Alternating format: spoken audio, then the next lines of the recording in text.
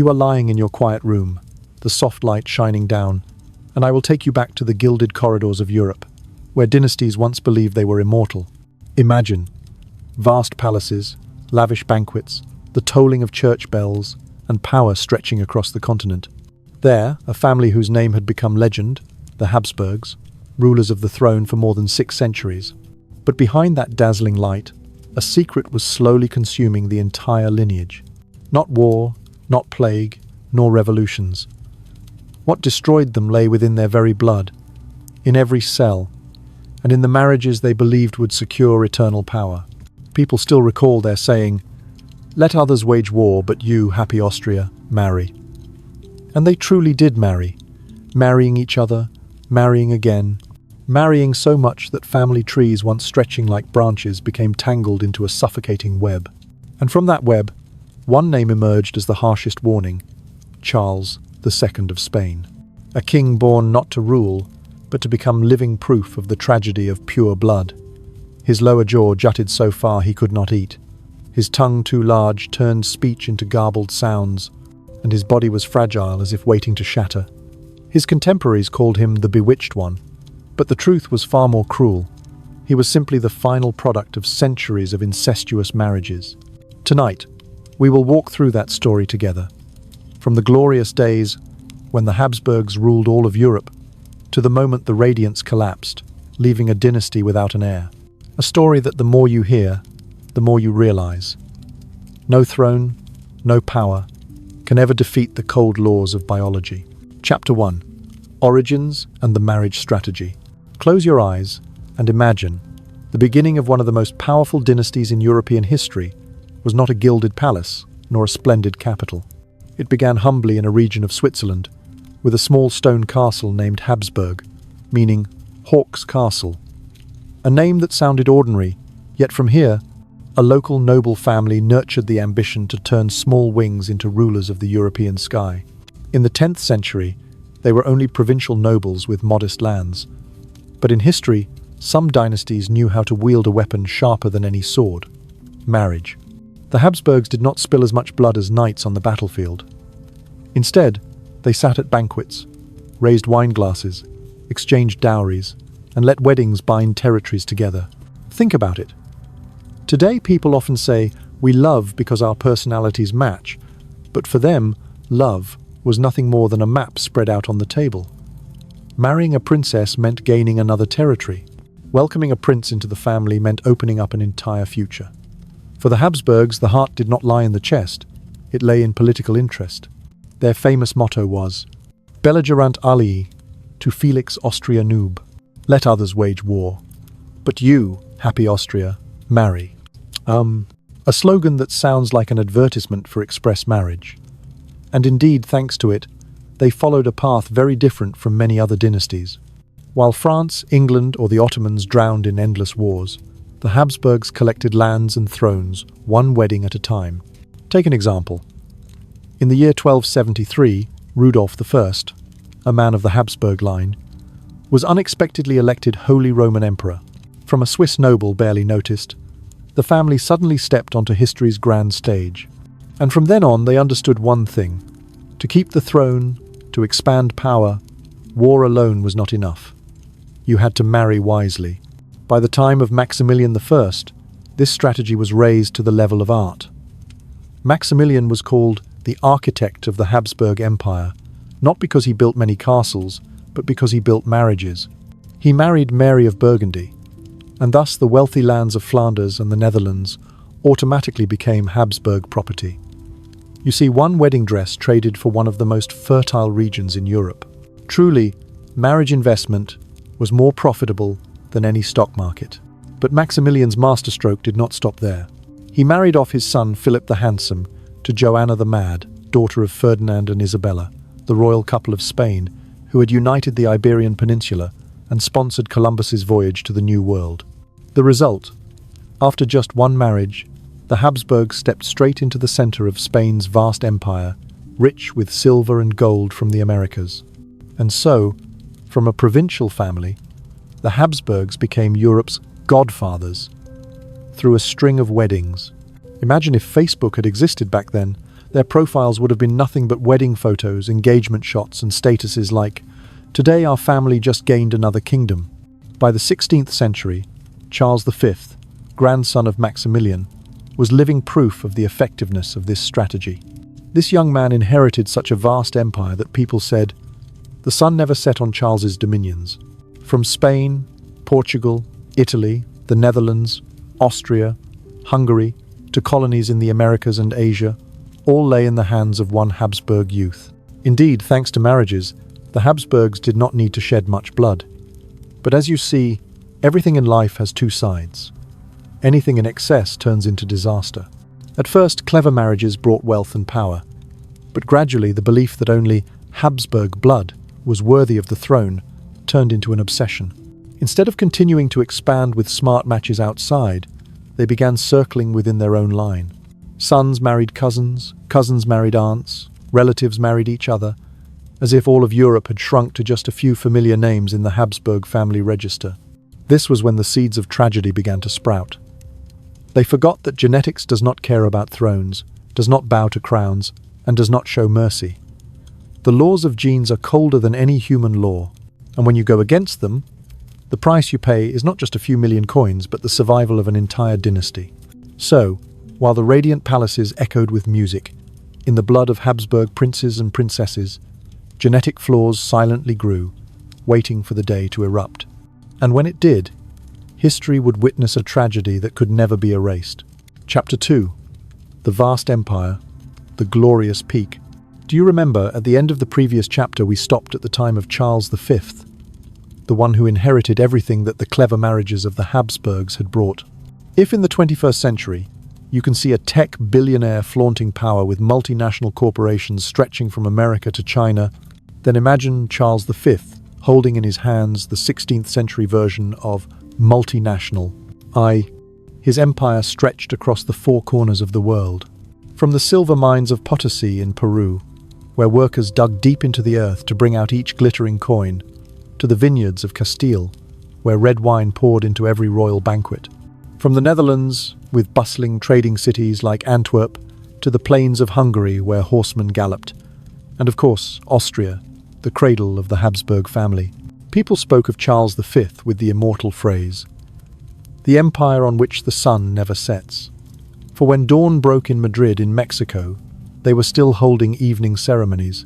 When it was late afternoon in Vienna, the sun was shining on the colonies in the Philippines. In other words, his territory was so vast that the earth had to spin a full 24 hours just to cover it with sunlight. Imagine this. If Charles V had owned a smartphone, its battery would have drained in a single day, receiving messages from dozens of lands. News from the Americas. "Sire, the silver has arrived in Seville." News from the Netherlands. "Your Majesty, merchants are revolting over heavy taxes." News from Hungary. "The Ottomans have threatened the border." And news from Italy.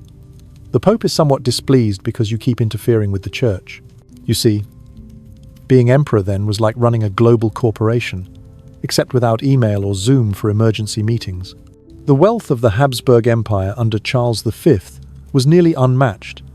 From the Americas, fleets carried silver, gold, cocoa, tobacco, and strange new products constantly to Spain.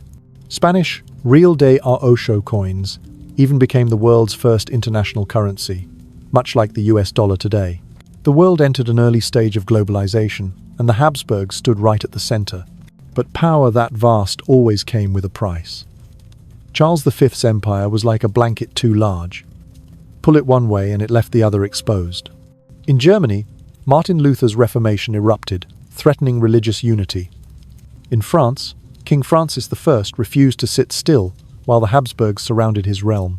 In the East, the Ottoman Empire under Suleiman the Magnificent advanced as far as the gates of Vienna. And in the Americas, uprisings of indigenous peoples broke out again and again. Charles V almost never rested. He moved constantly among his territories like a diligent but weary bee, trying to patch together the immense puzzle of his empire. Sometimes you might picture him as a man playing a jigsaw, but each time he fixed one piece, at the other end someone secretly pulled another out. In truth, Charles V himself realized that perhaps he had inherited too much. Too much land, too many responsibilities, too many enemies. At the end of his life, weary and ill, he abdicated, dividing the empire between his brother Ferdinand, the Austrian branch, and his son Philip II, the Spanish branch. This was the moment the Habsburgs split into two lines, one in Austria, one in Spain, coexisting, but both destined to pay the price of the same mistake: inbreeding. In the time of Philip II of Spain, the Habsburgs still shone with brilliance. He reigned when Spain was at the height of its power, the mightiest fleet in the world, the treasury of Seville overflowing with silver from the New World, European cities trembling before the authority of the Catholic king. Yet behind that radiance, darkness quietly grew. First came the costs. An empire so vast needed armies, ships, officials, and all of these devoured silver. And silver, however abundant, would one day run dry. Dependence on American bullion made Spain's economy wildly unstable. Inflation soared, peasants suffered, while nobles still spent as if the silver would never end. Second came diversity. The empire had too many peoples, too many languages, too many religions, from Catholicism in Spain to Protestantism in Germany, from Islam of the Ottomans on the frontier to the natives of the Americas. Charles V once tried to bind them all under the Habsburg flag, but in reality, the more he bound them, the deeper the cracks became. And finally, this was the crucial point. While they held tightly to their vast lands, within the dynasty they began circling marriages inside their own bloodline. The greatness outside was paired with fragility inside. The brighter the glow, the harder it was to hide the sickness in the blood. Look at the portraits from that era. Philip II, stern face, piercing eyes, but the lower jaw already slightly protruding. By Philip III, the feature was clearer. By Philip IV, the face was nearly deformed. And then, when we arrive at Charles II, everything collapsed into tragedy. You can imagine the entire Habsburg family as a magnificent castle built on foundations of sand. On the outside, gold, paintings, palaces like Versailles or Escorial shining blindingly. But inside, the bricks of heredity were crumbling, and no wall, no throne could hold that castle standing forever. Chapter 3. Inbreeding becomes a doctrine. Imagine yourself sitting in an ancient stone chamber, candlelight flickering across enormous genealogical charts hung on the walls. Each branch, each name, is not merely a person, but a political move. And if you look closely, you will see the lines do not extend outward, but instead twist and cross within the same circle. That is the marriage pattern of the Habsburgs. At first, as I told you in the previous chapter, marriage was a brilliant strategy. They wed to expand territory, to bind enemies into allies, to gather power without shedding blood. But over time, a new fear arose. If they married outsiders, lands might fall into the hands of another family. So, from a clever strategy, it gradually turned into a doctrine: only marry within the Habsburgs. You know, today when we speak of inbreeding, we think of laws forbidding it, medical warnings, risks of deformities. But in the 16th and 17th centuries, there was no concept of genetics. They believed Habsburg blood was precious, superior, and the only way to protect it was to keep it pure. Like someone believing that if they kept their room tightly shut, no dust would enter, forgetting that the air inside would soon turn suffocating. Look at their typical marriages.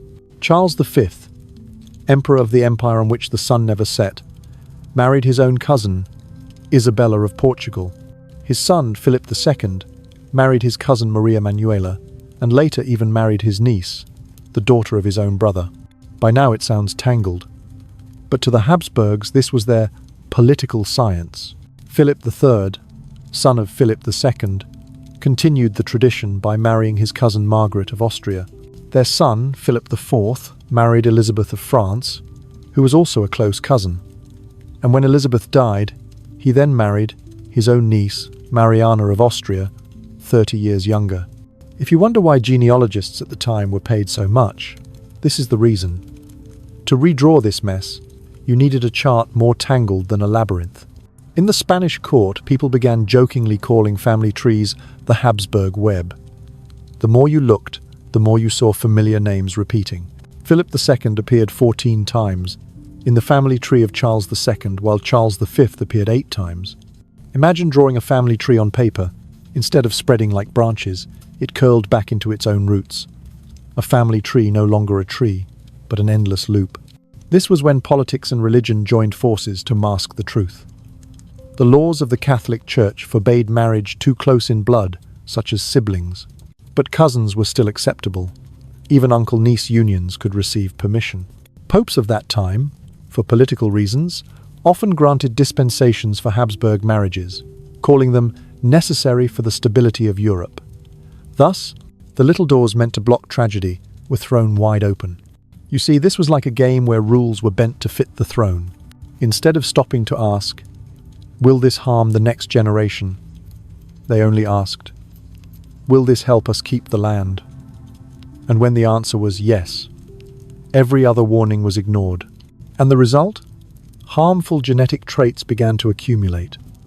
At first, it was just a slightly protruding jaw, nothing too alarming, even considered a noble feature. But over time, that jaw became what was known as the Habsburg jaw, a lower jaw so long and protruding that eating and speaking became torment. It was not just the jaw. Their descendants began suffering from short stature, limping gaits, epilepsy, intellectual disability, and especially infertility. These today we call the inevitable consequences of inbreeding. But for the Habsburgs then, it was God's trial. And believing it was God's will, they stubbornly refused to change. Picture it. A child born frail, unable to walk normally. Instead of thinking, "We should stop inbreeding," they thought, "This is a test of faith." And so the vicious circle never ended. Sadly, the medical advisors of the time were helpless. Some may have suspected that marriages too close were the cause, but none dared to speak. Who would stand before a king and say, "Your Majesty, the problem is not witches nor demons. The problem is, you married your cousin." Thus, inbreeding transformed from a clever strategy into a doctrine, almost a religion. It was upheld by tradition, ignored by the church, protected by politics, and repeated so often it became normal. The Habsburgs truly believed only they were pure enough to guard the throne. But the truth was otherwise. Science today gives us a number. Charles II had an inbreeding coefficient of 0.254, higher than that of the child of siblings. In other words, while ordinary families mixed genes for vitality, Charles II was proof of copy-paste genetics done too many times. And copy-paste too often, and errors will appear. Looking back at the entire Habsburg genealogy, you see something terrifying. Children no longer born with the diversity humanity naturally has, but with a gene pool ever narrower, weaker, and more flawed. Like a book copied too many times without the original for reference, the more it is copied, the blurrier, the more mistaken, until it can no longer be read. Here, the story of the Habsburgs moves beyond history. It becomes a vivid testament to the law of nature. No power is great enough to bypass the rules of biology. Chapter 4. Signs of Genetic Degeneration. Picture a noble portrait hanging in the Palace of Madrid. Brilliant colours, a crimson cloak, a gleaming golden crown. But if you look closely at the face, you will notice something strange. An unusually long protruding jaw, drooping lips, a weary gaze, and an unbalanced face. This is not just a painting. This is a mirror reflecting a cold truth. Habsburg genetics were beginning to fracture. People called it the Habsburg jaw. At first it was just a slightly jutting feature, giving the face a distinctive noble mark.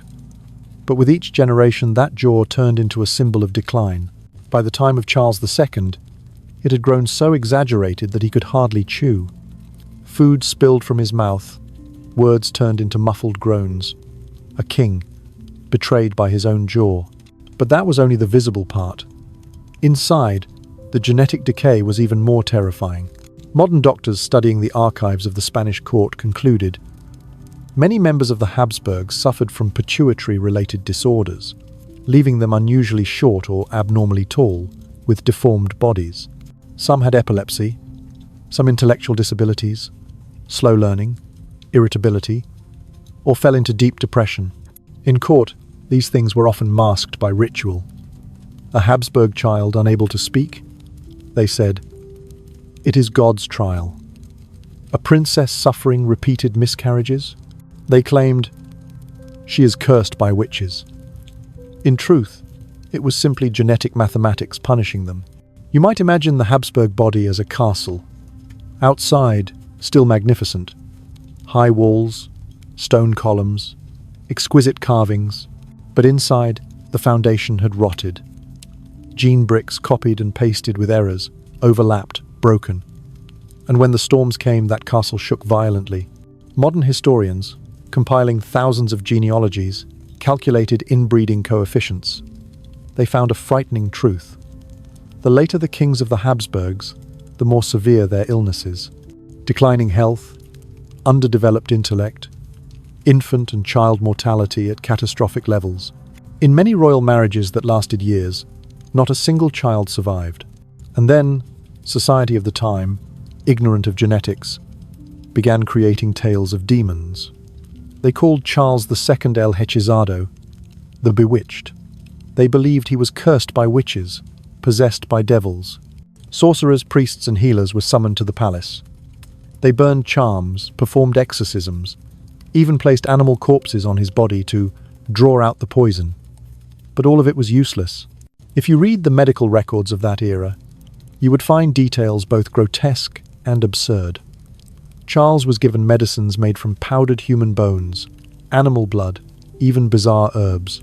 Yet nothing could save him from the truth. His body was the genetic sentence of 6 centuries of inbreeding. The degeneration did not only appear in physical form, it marked the mind as well. Many Habsburg kings were described as slow-witted, incapable of ruling a country, or too easily manipulated. An empire so vast, yet led by fragile figures, unable to stand on their own.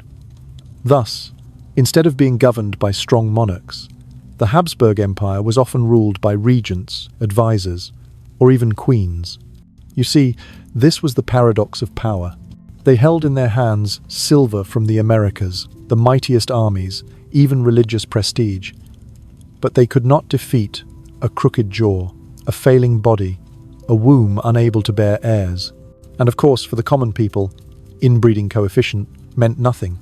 They only saw royal children born weak, kings without heirs, princesses dying after failed pregnancies.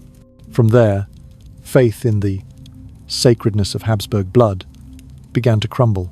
In Europe at that time, rumors spread as quickly as social media does today.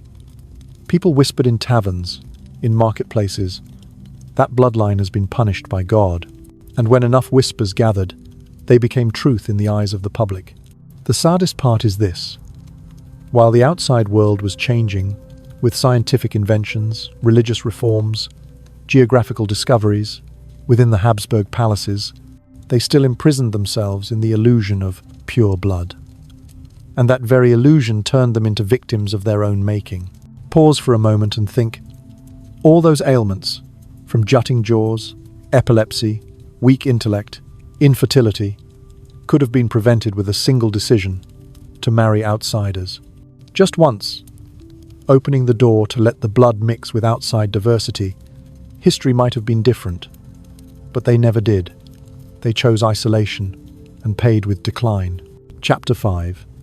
Charles II. The tragedy of a dynasty. Imagine a child born in the cold chamber of Madrid's palace in the year 1661. That was Charles. The child expected to inherit the throne of an empire that stretched across the world. But from the very moment of his birth, it was clear this was no ordinary baby. Charles II was the result of the marriage between Philip IV of Spain and his own niece, Mariana of Austria. A combination which, if told today, would make every genetic doctor shake their heads. This is a recipe for disaster. And indeed, that disaster bore the name Charles II. As a toddler, he could not walk like other children. By the age of 4, he could only stammer a few words, and he needed help just to take steps. Doctors of the time, puzzled, could not name the illness, so they attributed it to God's will. You see, when causes are unknown, people often blame fate or demons. And for Charles II, a nickname soon clung to him: El Hechizado, the Bewitched. As he grew, Charles's body betrayed him further. His lower jaw extended so much that his teeth never met. Eating was extremely difficult. He swallowed food almost whole, often spilling it at the table. His tongue was so large that he spoke in a jumble, and foreign envoys required interpreters to understand a king speaking his own language. Hardly the majestic image one expects of a monarch. Charles II stood barely 5 feet tall, with a hunched back, trembling hands, unable to sign documents properly. At times he suffered seizures and fainted for hours. Modern medicine believes he likely had a pituitary disorder, leading to growth problems and infertility. But in court, people believed it was demonic possession. Picture the scene in the Escorial Palace: monks performing exorcisms, burning incense, chanting prayers, placing relics on the king's chest. Charles lay there trembling, eyes wide open, filled with fear. Each time he fainted, the court descended into panic, and instead of thinking of genetics, they sought culprits in the shadows, witches, demons, or curses from enemies. Yet his greatest tragedy was not the jaw nor the seizures. It lay in a single word: infertility. Charles II married twice. First, Marie-Louise of Orléans, a young and beautiful French princess. But after many years, no child was born. Suspicion turned toward the Queen, some even blaming her for not knowing how to be a wife. Tragically, Marie-Louise was forced to endure countless bizarre medical rituals, from herbal baths to tonics. But the truth did not lie with her. When Marie-Louise died, Charles II married Maria Anna of Neuburg. Once again, hope rose. Perhaps this time the dynasty will have an heir. But no, the court never heard the cry of a child. By then, even the most optimistic understood. The problem lay with the king. In his later years, Charles lived in torment. He feared mirrors, for whenever he looked at his reflection, he saw a monster. He enjoyed children's toys, sometimes spending hours watching puppets or playing with wooden guns. Such behavior made foreign envoys despair. A vast empire placing its fate in the hands of a man with the mind of a child. His health declined rapidly. He often lost control of his body, sometimes unable even to hold a spoon. He suffered insomnia, fell into depression, quick to anger, yet just as quick to tears. His body became a shell, while his spirit was tormented by constant fear. And then, the tragedy reached its peak in the year 1700. Charles II died at the age of 38. The court immediately conducted an autopsy, a rare practice for that time. The report they recorded chilled the world. His heart, the size of a peppercorn, lungs putrid, intestines necrotic, and only one testicle, black as coal. Every detail testified to the complete decay of a body not of a great emperor, but the final product of 6 centuries of inbreeding. The death of Charles II was not merely the death of a man, but the death of a dynasty. No heir, no hope of recovery. The Spanish Habsburg line was officially extinct, and the personal tragedy of Charles became a historical tragedy for all of Europe. For immediately after, one great question thundered: who would inherit this vast empire? That question did not only determine the fate of Spain, but also ignited one of the bloodiest wars in Europe, the War of the Spanish Succession. Chapter 6: Death and the War of Succession. Do you remember the scene of Charles II on his deathbed? A frail body, laboured breathing, vacant eyes. On the 1st of November in the year 1700, he took his final breath in the Palace of Madrid. Outside, church bells tolled, announcing not only the death of a king, but the extinction of an entire bloodline, the Spanish Habsburgs. The court quickly opened the coffin for examination. The medical report they left behind horrified the world. A heart as small as a peppercorn, lungs rotten, intestines necrotic, and only one testicle, black as coal. If death was a conclusion, then Charles's body was the tragic period at the end of a centuries-long sentence of misguided marriages. But as you know, history never ends at a funeral. The death of Charles II immediately left a greater question: who would inherit the vast empire of Spain? That empire was not only the Iberian Peninsula. It included colonies in the Americas, from Mexico to Peru, wealthy territories in Italy, Flanders and the Spanish Netherlands, and fortresses in Asia. A colossal prize any dynasty would covet. In his final days, Charles II left a will. In it, he chose Philip of Anjou, grandson of King Louis XIV of France, as heir. Why? Because Philip was the closest relative through the maternal line. And above all, Charles believed only powerful France could defend the integrity of the Spanish Empire against ambitious rivals. The problem was this: if Philip, grandson of the French king, became king of Spain, then the two mightiest empires of Europe, France and Spain, risked uniting under a single Bourbon crown. Imagine the two largest corporations in the world suddenly merging. The rest of Europe felt threatened. Emperor Leopold, the First of Austria, himself of the Habsburg line, immediately protested. He insisted the Spanish crown should go to his son, Archduke Charles, to keep the empire within Habsburg hands. Austrians, English, Dutch, and many German states all sounded the alarm. And so, before the coffin of Charles II was even cold, Europe was preparing for war. It became known as the War of the Spanish Succession, 1701 to 1714. Picture Europe as a gigantic chessboard. On one side, Louis XIV of France raised the Bourbon banner, supporting his grandson Philip as King of Spain. On the other, a mighty coalition took shape, the Grand Alliance, uniting England, the Netherlands, Austria, Portugal, and many German states. Strange bedfellows, long-time enemies now clasping hands, only to stop France and Spain from becoming a superpower. And then, the cannons roared. From Flanders to the Iberian Peninsula, from the Mediterranean to the Caribbean, war erupted on a global scale. Some call it Europe's First World War, for it spread into the colonies. On the Flanders front, English and Dutch forces under the Duke of Marlborough won victory after victory over the French.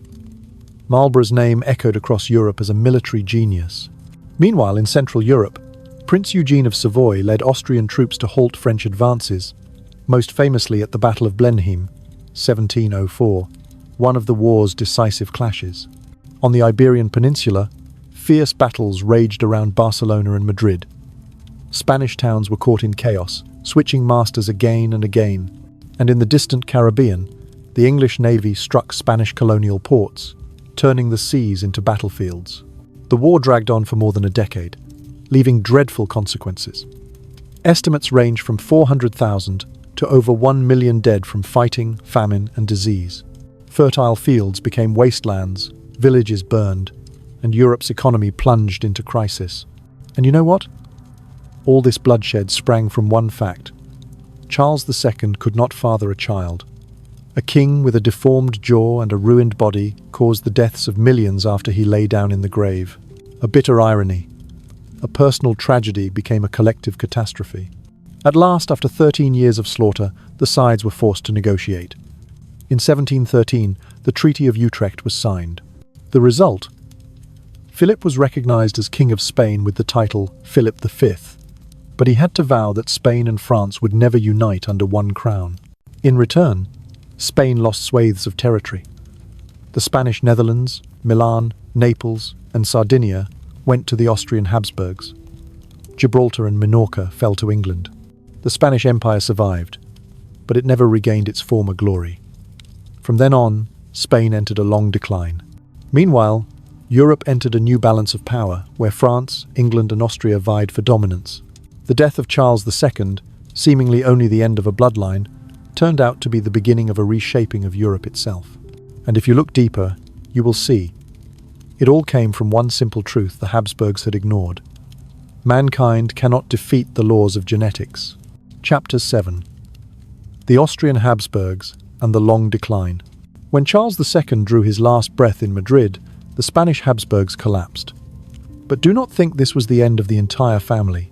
In Vienna, the Austrian branch of the Habsburgs still stood firm, seated on the throne of the Holy Roman Empire. The 18th and 19th centuries became their stage. But instead of a glorious drama, it was a prolonged performance of slow decay. You might picture the Austrian Habsburgs as a candle. After Spain's flame went out, Vienna's candle flickered for 2 more centuries. But with each flare, the winds of history blew harder, until the flame was finally extinguished in 1918. Maria Theresa, the mother of the empire.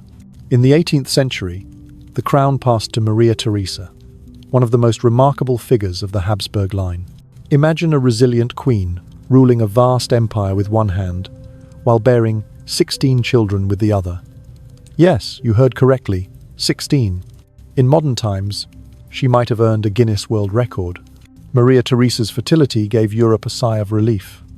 At last, the Habsburgs seemed to escape the curse of infertility. But genetic shadows still lingered. Among those 16 children, many were sickly, some died young, and the rest mostly carried signs of weakness in body or mind. One of the most famous was Marie Antoinette, the Habsburg princess married into France, becoming Queen of Louis XVI. You already know her fate ended at the guillotine during the French Revolution. People remember her for a phrase, likely apocryphal, "If they have no bread, let them eat cake."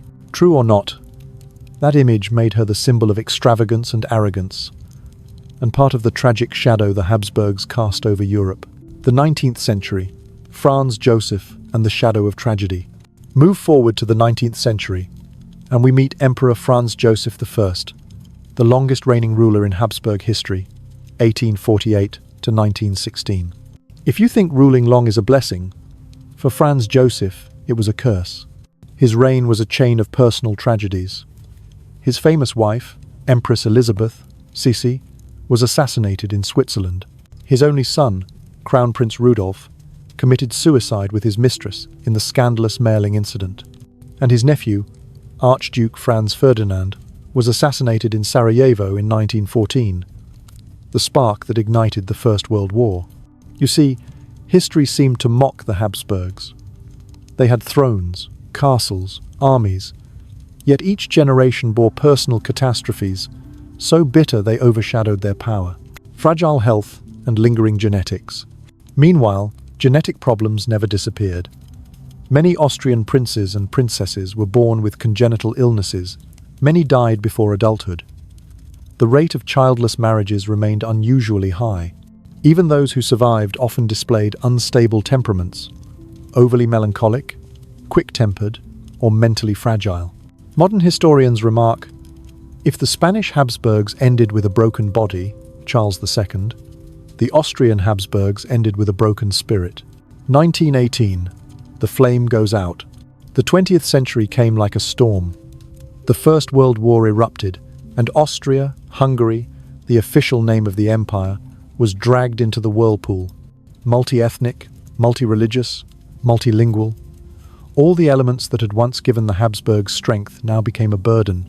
Hungarians, Czechs, Croats, Slovaks, all clamored for independence. While the army collapsed and the economy crumbled, Austria-Hungary suffered defeat after defeat. And on the 11th of November, 1918, Emperor Charles I, the last Austrian Habsburg, was forced to abdicate. The Habsburg Empire, which had lasted more than 6 centuries, officially ended. Charles I and his family went into exile, carrying only a shred of honor. The last Habsburg candle flickered out in the storm of war. One dynasty, 12 tragedies. Looking back, you see it clearly. The Spanish branch died young under the weight of genetics, while the Austrian branch dragged on but withered beneath waves of personal tragedy. One ended in biological death, the other in spiritual death, both born from the same obsession, preserving pure blood. Thus, from the small Habsburg castle in Switzerland, the family that once rose to rule half of Europe met its end in sorrow and remembrance. Chapter 8. Legacy and Lessons of Genetics. My friend, after journeying together through more than 6 centuries of the Habsburgs' glory and tragedy, now is the moment to pause and look at the legacy they left behind. A legacy not only in the splendid palaces of Vienna or Madrid, not only in portraits with their protruding jaws, but also in a lesson carved deeply into human memory. Pure blood is not strength. It is a trap. A glorious legacy. First, it cannot be denied that the Habsburgs were once the very symbol of European power.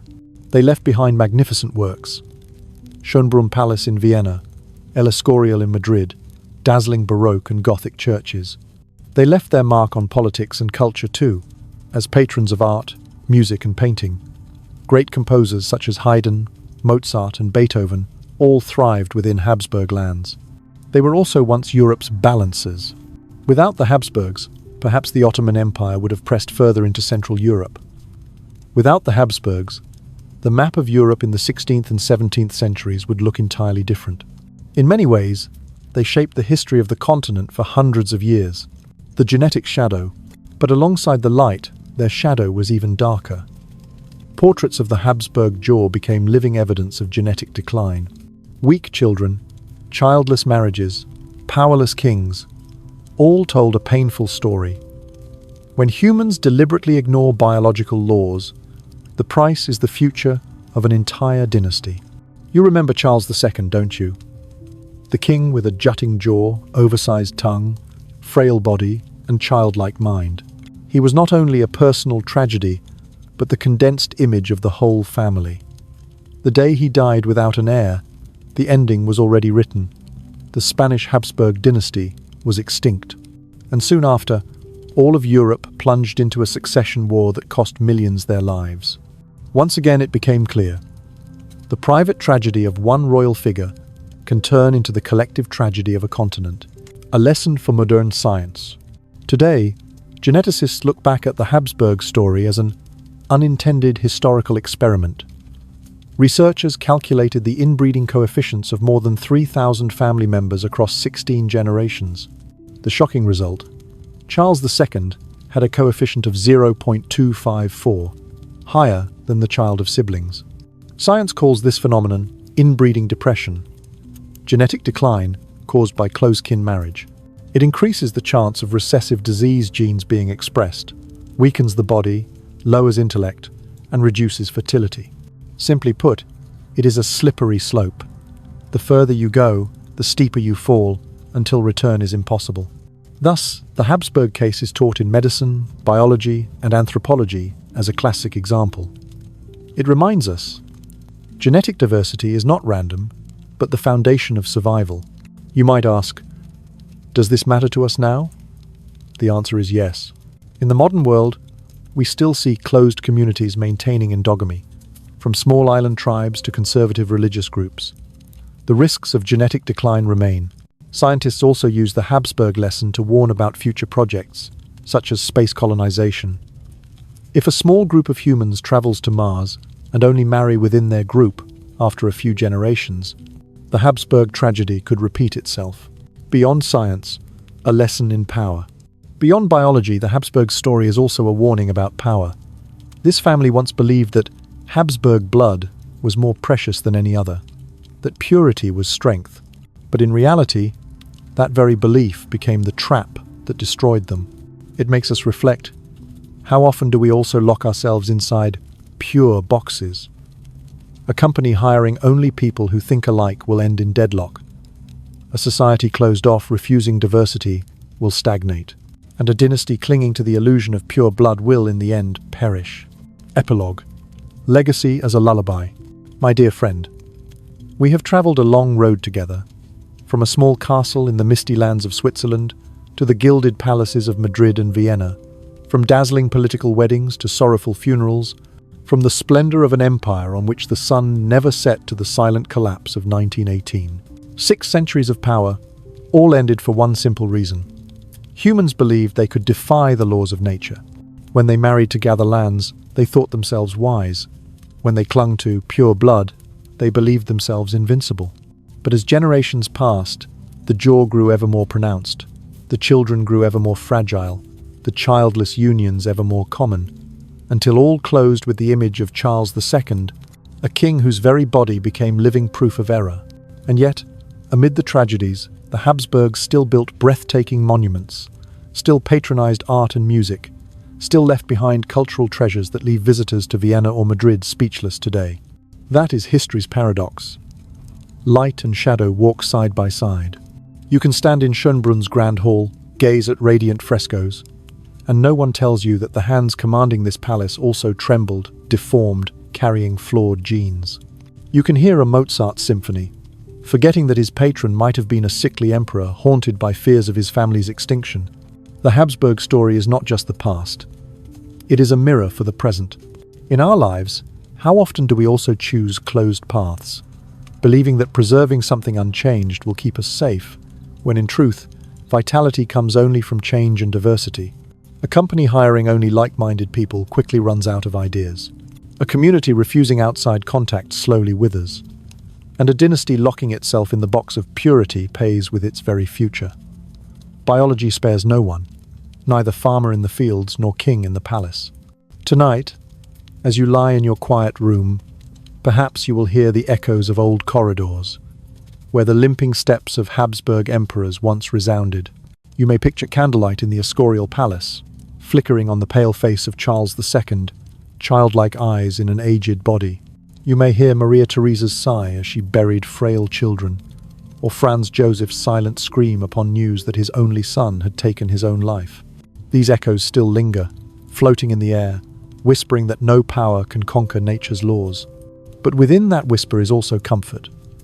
We, ordinary people, are luckier than kings. For we have choices, the chance to change, the ability to open our doors to diversity. We are not shackled to thrones or obsessions with pure blood. We only need to live authentically, openly, diversely. And that is the key to strength across generations. Think of it. The Habsburg tale is a reversed fairy tale. Instead of ending with, "they lived happily ever after," it ended with dissolution. Yet that dissolution awakens us. No legend is eternal, no power immortal. Survival rests not on thrones but within each small cell. So when you close your eyes tonight, let this story become a gentle lullaby. Picture the Habsburg palaces fading into shadow, candles extinguishing one by one, the last footsteps leaving the grand halls. Outside, Vienna's sky stretches wide, full of stars. An empire has passed, but its lesson remains, whispering in your ear. Cherish diversity. Let go of illusions. Remember that true strength lies not in purity, but in mixture, in change, in openness. We do not need thrones to be great. We only need to learn that living in harmony with nature's laws is the true key to endurance. And now, as the lights of this story fade, you may release yourself. Take a deep breath in and let it out slowly. The faces, the political marriages, the wars of succession, they are only distant echoes now. You are no longer in Escorial or Schönbrunn. You are lying in your own warm room, where everything is safe. Let the story of the Habsburgs drift away, like a boat leaving the shore, with only the gentle ripple of waves behind. And you, unlike them, may close this day in peace. Sleep well.